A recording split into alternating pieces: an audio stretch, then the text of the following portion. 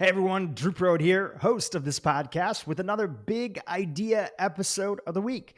Big idea episodes, if you're not familiar, are where I present a thought, a distinction, or an idea that's radically improved my life for the better. And today's theme, because each week has a theme, is how to get out of your own way by letting go of struggling.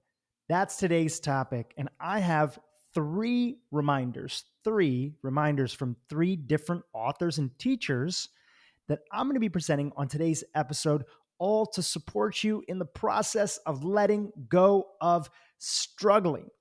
Okay, so let's start off. What do I mean by struggling? Well, a great way to jump into that topic is for me to read a piece that I wrote a few years ago that I've shared with the podcast before, but it's always good to have a reminder. So this piece is called Struggle versus Challenge. Struggle versus challenge. A struggle is a burden. A challenge is an opportunity. A struggle is, I can't wait for this to be done. A challenge is, I can't wait to see where this goes. A struggle is being in one place, but needing to be in another. A challenge is fully being where you are, not needing anything. A challenge is fully being where you are, not needing to be anywhere else. A struggle is, how can I get out? A challenge is, what more can I give? A struggle is resistance. A challenge is acceptance. Think about something important to you that you're working on improving, a relationship, a project, a goal. Now think about the energy around the thing you picked. Are you in a struggle or are you in a challenge? On the surface, a struggle and a challenge look like the same thing. They're both tough things to go through. The biggest difference, though, is the energy around them. Plain and simple, a struggle is a challenge that is filled with resistance. I'm going to say that again.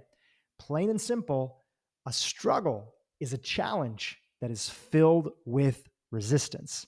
Now, question for you. Is there something in your life that you're struggling with? And could that struggle be turned into a challenge? It can happen. All it takes is a mental shift. So that was a piece that I wrote a few years ago called Struggle versus a Challenge. And I hope as you've listened, you can take away a few important themes on that piece. First and foremost, a struggle is resistance. It's resistance. So let's take a tough workout, for example. Somebody going through a tough workout and feeling like they haven't worked out in a long time. And there's two mindsets that you could be in. You could go through a tough workout and feel like, shit, this is hard. I haven't worked out for years. What if I don't do a good job? What if I'm not good enough? What if I can't show up right? What if I'm doing it wrong? What if I mess up? What if I miss the next workout, even though I'm doing this once? That is resistance. Resistance is you're in one place, but you're needing to be in another. And often when it comes to letting go of struggling, that resistance is mentally related to our sense of time. When we're in the present moment, we're in a state of acceptance. We're here. We're just doing this one workout. We may not know what comes in the future. We can't control what's already happened in the past. It's already happened. We're just here with our focused attention on this moment, in this workout that we're doing right now here. So the opposite of acceptance is resistance. It's needing to be somewhere else when you're right here, but you want to be somewhere else. And mentally, that's often in the past or in the future. So acceptance, which we're going to be digging to deeper with some of these three quotes and teachings that I have from these three authors today, which, by the way, some of the authors that I'm going to be quoting from are Young Pueblo, who is the pen name, which is the pen name of an author named Diego Perez. He has a new book out called Clarity and Connection. And we have him on the Dhru Purohit Podcast coming out next week. So it's a good teaser for some of the content that we'll get into with him. We also have a quote with Matthew McConaughey, whose book is called Green Lights. And he has a really great passage in his book that actually has everything to do with acceptance. And lastly, we have one of my all-time favorite authors, the only person that I ever really wanted to meet my entire life, and I'm lucky that I was able to meet him, and that's Eckhart Tolle, the author of The Power of Now and A New Earth. We have a great few passages from him on this topic of acceptance. So let's jump right in now that we've set up the conversation about how struggling will cost you so much in life and make things more challenging. Let's jump into our first quote that we have, and that's from Matthew McConaughey, and it's all about not putting our experience in life, different experiences we have, not putting them on a pedestal. So here's the quote from Matthew McConaughey, and then my director's cut commentary right afterwards. So Matthew says, "The problems we face today eventually turn into the blessings in the rearview mirror of life. In time, yesterday's red lights lead us to green lights today. All destruction eventually leads to construction. All death eventually leads to birth. All pain eventually leads to pleasure. In this life or the next, what goes down will come up. It's a matter of how we see the challenge in front of us and how we engage with it. Persist, pivot, or concede. It's up to us, our choice every time." Powerful. Well, if you haven't read Green Lights, I listened to it on Audible. It's fantastic. Matthew McConaughey, Green Lights. It's not just an actor who's coming out with a book. Matthew McConaughey has some deep life lessons and really wisdom that he's accumulated over the years that he's put into these different passages. And I love passages that are told through a story of somebody's life. And Matthew McConaughey has lived a very, very interesting life, to say the least. So when I read this quote from Matthew McConaughey, one of the first things that came up was a Zen poem that's pretty well known that I pulled up here from a website called meditationhealth.com, and they had an illustration of it that we'll link to in the show notes. And I want to read this poem out, and then I want to give you my director's cut commentary of this poem and Matthew McConaughey's quote. So the poem starts off with, I don't know if it's a poem, if it's a story, whatever it might be. So it starts off with scene 1. An old man and his son worked on a small farm with only one horse to pull the plow. One day, the horse ran away. "How terrible," sympathized the neighbors. "What bad luck." "Who knows whether it's bad luck or good luck?" the farmer replied. A week later, the horse returned from the mountains, leading 5 wild manes into the barn. "What wonderful luck," said the neighbors. "Good luck? Bad luck? Who knows?" answered the old man. The next day, the son, trying to come home on one of the horses, fell and broke his leg. "How terrible! What bad luck!" the neighbors exclaimed. "Bad luck? Good luck? Who's to say?" the farmer replied, shrugging. Then the army came to all the farms to take the young men to war, but the farmer's son was of no use to them because of his leg, so he was spared. "Good luck, bad luck," said the old man. "We will see." So that's in a shortened version of this Zen story, I could say, or fable, not poem, that I feel so relates to this quote from Matthew McConaughey's book. You know, what I got from this quote from Matthew McConaughey's book, and I feel like the teaching that comes from this lesson is, what goes up will come down. So the things in our life that we put on the pedestal of good or bad experiences, right? So that classic quote, which says, "'Tis nothing good or bad, only thinking makes it so." So that classic quote, which I forgot who said it, maybe Descartes, that is a perfect example of so many things happen to us in life on a daily, weekly, monthly, and yearly basis. And our mind wants to project onto them whether or not those experiences are good or whether or not those experiences are bad. And often when they're bad, right? Usually we're happy when they're good. When they're bad or we perceive them to be bad is when we find ourselves in a state of struggle. And what Matthew McConaughey is saying here is that all destruction eventually leads to construction. All death eventually leads to birth. So we don't know. We don't know yet. We can't fully know if an experience is all good or all bad. I'm sure you've seen in your own life that some of the best things that have happened to you came out of sometimes some worse things that happened to you. You might have met the love of your life after a really bad and tough breakup. You might have accelerated or made progress in a business or a goal in your life after some other failure that's there. So we never know what good comes from quote unquote what bad. And we have to stay open to it, because when we don't, and this is the moral of the story when it comes to Matthew's quote, when we don't, we find ourselves stuck in the past or projecting in the future. And whenever we're in that mental capacity, we are in a state of struggle. And struggle takes so much energy. It takes so much time. It takes so much mental focus away from what we're doing. Going back to that initial example, when we're so worried about whether or not we're going to make it for a future workout, or we've failed so many times in the past, so are we going to fail again? We end up taking our attention away from this moment, and we end up self-sabotaging and creating a self-fulfilling prophecy because our attention is all the way in the past or all the way in the future. And when we try to decide in advance whether situations are good or whether they're bad, we end up tainting the lens instead of being open to what the experience is trying to teach us. So the next time you're going through something in life and it doesn't work out your way, be like the farmer who takes a step back and says, good luck, bad luck, who knows? It's just an experience that ended up happening, and I just need to wait and see and show up the best way that I possibly can. That is the moral and the lesson from Matthew McConaughey's quote over here from the book Green Lights. Definitely check it out.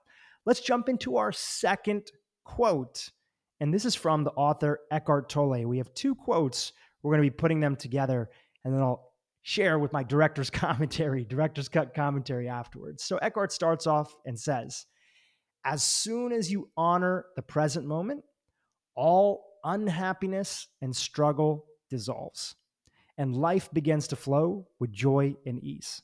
When you act out the present moment awareness, whatever you do becomes embodied with a sense of quality, care, and love. Even the most simple action. The second part of the quote goes, whatever you are, be there totally. If you find your here and now intolerable, it makes you unhappy, you have three options. 1, remove yourself from the situation. 2, change the situation. 3, accept the situation totally. If you want to take responsibility for your life, you must choose one of the three options, and you must choose now. Then accept the consequences. What I love about this is that in Eckhart's book, A New Earth, which is one of my all-time favorites and was on Oprah's book list club, a fantastic book, Eckhart talks about the three true states of action. When we're fully present, we have three possible states that we can be in: enthusiasm, joy, and acceptance. I want to focus on acceptance a little bit because this is what these two quotes are about. As I mentioned earlier, the pathway and the road out of struggling is acceptance. It's to realize, like, this is where we are. Even if we don't like it, this is what the situation is for the moment. And by the way, a lot of people think that acceptance means you are just throwing your hands up in the air and you are surrendering in a negative way and saying, okay, whatever, this is just my life, I'm just going to accept it. That is not true. That's actually called being a victim. When you're a victim of your circumstances, you focus on the fact that, woe is me, this always happened to me, I have no power, I can't do anything to change it.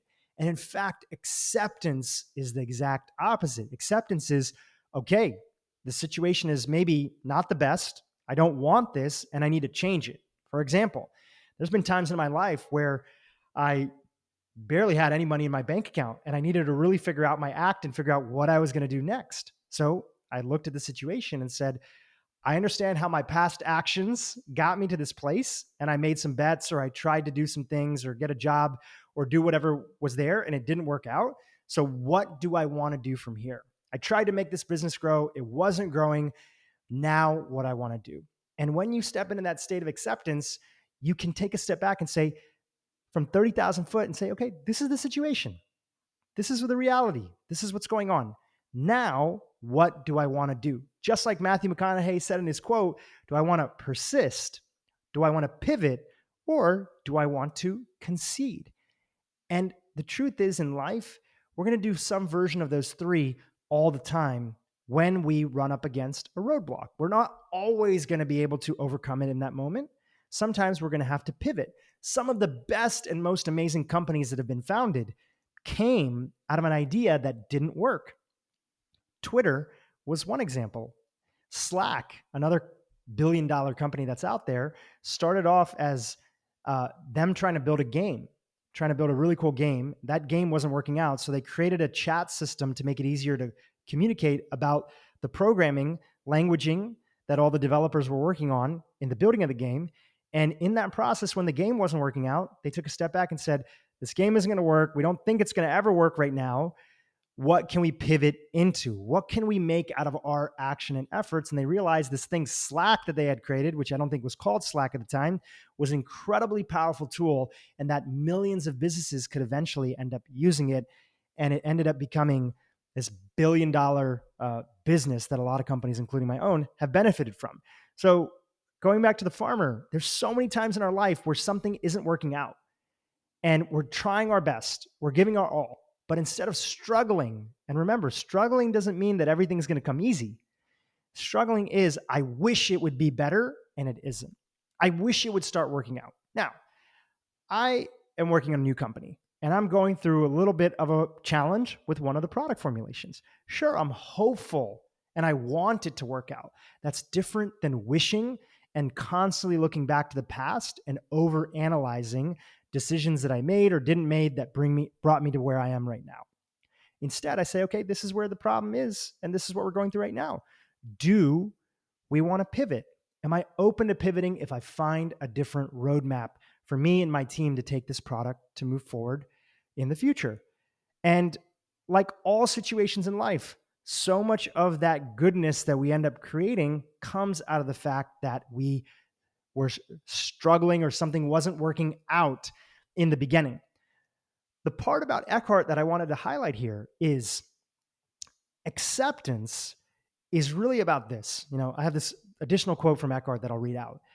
Acceptance means whatever you cannot enjoy doing, you can at least accept that this is what you have to do. Acceptance means for now, this is what the situation is, this moment, and this is what it requires for me to do. And so I'll do it willingly. So much suffering in life happens when we resist, and resistance is struggle. Instead, if we just accepted the situation, said, you know what, this is a shitty situation. It's not a favorable situation. It's not maybe what I want, but I'm going to accept it wholeheartedly. So now I can take action. Now I can lean into it, and I don't have to spend as much attention wishing it was different. I can take action and make it different. Who do I need to call? You start asking different questions when you lead into acceptance. When you're in resistance, you're like asking questions like this. Why is this happening to me? What did I do that caused me to fail? Why didn't I have more support? You ask disempowering questions when you are in a state of resistance and a state of struggle. When you're in a state of acceptance, you ask empowering questions, right? How can I get out of this situation? Who could I call that's been through this before? That's a powerful one. So often in life, especially when we're struggling, we think that we have to figure everything out on our own. And no, we can reach out to people, even strangers sometimes, who have been through what we've been through and get advice from them. Who knows? Somebody might have advice that could completely have you look at the situation differently and have it move more favorably in the situation you want it to move towards. So these are all examples of how things change for us when we start asking different questions. But to ask different questions, we need to be in a different state. It's the difference between struggling and acceptance. Here's another example that Eckhart talks about inside the book. For example, you probably won't be able to enjoy changing the flat tire on your car at night in the middle of nowhere and in the pouring rain, let alone be enthusiastic about it. But you can bring a sense of acceptance to it. Performing an action in a state of acceptance means you're at peace while you do it. That peace is a subtle energy vibration, which then allows you to flow into what you're doing. I see this time and time again. Anytime I'm working on something in my life that isn't coming naturally and is new, like when I first started this podcast and nobody was listening, I could have been in a state of struggle. Why aren't people listening? Shouldn't I have been further along? Reanalyzing the past, projecting into the future. What if nobody ever listens? None of that shit is helpful. What is helpful, is asking different questions, being in a state of acceptance. How have other people achieved success when it comes to their podcast and putting it out there? What makes for a great interviewer? What are the things that I can control that I can spend my time on doing? What are the things that I can't control that I really should not be worried about?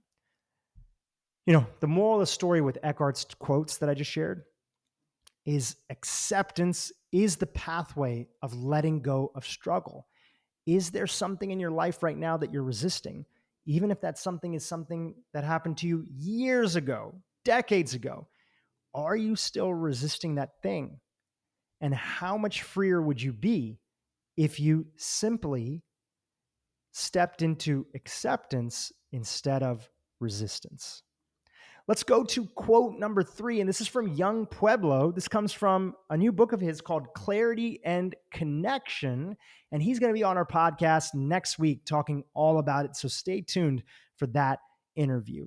So the quote from his book, which is so beautiful and so simple, is a little write-up, article, poem, however you want to say it, and I'll start off by reading it. Being okay with not being okay does not make things automatically better. I'm going to read that again. Being okay with not being okay does not make things automatically better, but it does stop you from adding more tension to an already difficult situation. Being okay with not being okay helps you let go. If we really talk about going from struggle to challenge, or resistance to acceptance, and ultimately not struggling with something you're dealing with in life, this is such a fundamental, important truth, because there are challenging situations that we find ourselves in life. There are times where we're not okay. And this isn't a podcast about just be okay with everything. It's all fine. Just pretend it's fine. That's called spiritual bypassing. No. Sometimes things are not okay. Sometimes we do not feel okay. But in that moment, we have to recognize something very important. And I have a weird analogy that I'll share here that highlights this thing. I remember being in high school in health class, and they were really trying to encourage people to wear their seatbelts. So they invited this healthcare practitioner in. I think it was a nurse. And she was saying, the reason that we want you to wear seatbelts is because really when you get into an accident, there's 2 accidents that happen. When you're in your car and you brake all of a sudden because you're approaching another car and you're about to get in an accident, there's 2 accidents that end up happening. The first accident is when your body hits, for instance, the steering wheel or the windshield. But there's a second accident when you're moving at 60, 70, 80 miles per hour or even faster. That also means that your body, but its own internal organs, are also traveling at that same speed.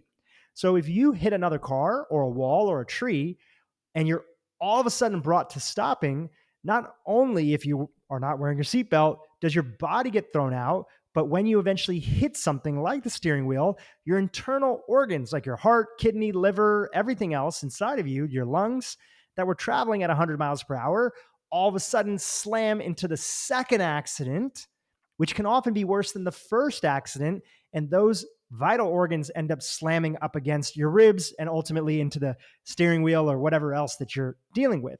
And that second accident is really the reason why we wear seatbelts. I mean, really, you cannot separate the first accident from the second, but the bottom line that they're saying is that it's often the second accident that can cause just as much, if not more, damage to ourselves and ultimately lead to, us dying, unfortunately, which is why kids always make sure to wear your seatbelts. What the hell does this have to do with this quote from Young Pueblo? Well, when you're okay with not being okay, you prevent a second accident from happening.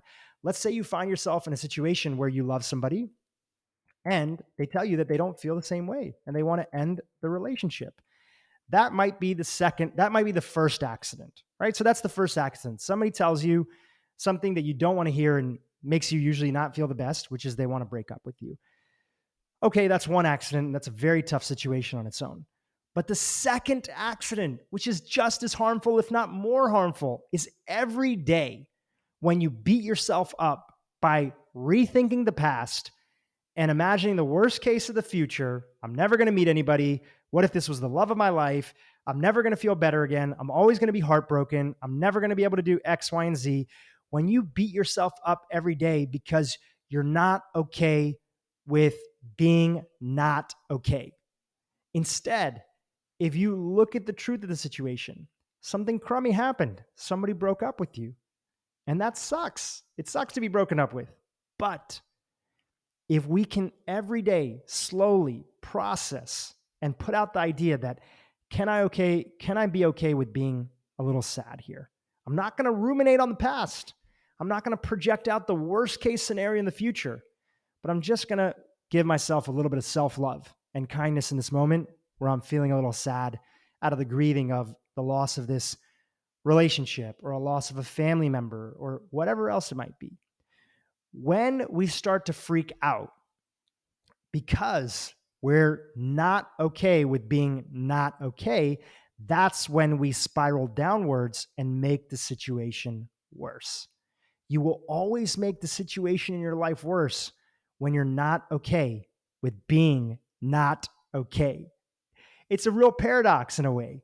It's a paradox because it means, can you be okay with the fact that you're a little sad right now? And by the way, that's okay. We don't need to resist it. Anybody who had gone through a challenging situation in life may not be okay in that moment, and that's all right. That's okay. It's okay not to be okay. We don't want to indulge in it. We don't want to think about worst case scenarios. We don't want to spiral ourselves into a sense of anxiety. And by being okay with not being okay, just as Diego Perez, Young Pueblo, says, it doesn't automatically make things better. But what it does do is it prevents you from adding more tension to an already difficult situation. I see so many people stop their positive habits in life. I see so many people give up on projects they care about when they encounter a challenge in life, when they're struggling, because they keep on going down the pathway of struggling because they're not okay with the fact that they're not okay. So they start doing all sorts of different things. Well, I wasn't good enough anyway, so let me quit on everything that I care about. Well, nobody really liked me anyway, so I'm not going to spend time putting myself out there or investing in my health or work on being a better person. No, you went through a hardship and it sucks and you feel sad. And we need to give you a little bit of love for that. We need to make sure we invest and spend time with people who can lift you up. And we need to support you in the process. We don't need to pretend that everything is okay. And, okay, it doesn't matter if somebody broke up with me. I'm fine. I'm okay. I'm just going to go back to everything else that's there. No, you might be sad. But can you be okay with being sad is the question. And especially let go of not being okay because you're not okay. Sometimes life is shitty. Sometimes bad things happen. And sometimes we can't change it. But can we, in that moment, practice being okay with not being okay? Give yourself a little love. Put your hand on your chest, as past guests that have talked about being self-critical have talked about. Put your hand on your chest and just say, listen, this situation is not the best and it might even suck a little bit. Or listen, this situation sucks, but I'm here for you and I want to remind you, you're an incredible person and you can show up in life in any way that you want to. You might give yourself some words of affirmation that might relate to the situation. I cared about this person, or I love this person and I'm sad that it ended, and then you decide. You decide how you want to go from there. Do you want to pivot? Do you want to concede? Do you want to persist? But whatever you decide, let go of the struggle. Be okay with not being okay. A tough workout is tough, but when you accept it, a whole different shift in your mentality happens. This is Dhru Purohit here with another big idea episode of the week. I hope you enjoyed it. It's all on the concept of how to get out of your own way by letting go of struggling. Hey, if you enjoyed this episode, I'm going to ask you for a favor. Share it with a friend or someone that you think could benefit from it. If you want any of the links to some of the things and the books that we mentioned in the show notes, feel free to click on the description of the podcast and you can find everything there. Dhru Purohit signing off. I'll see you next week.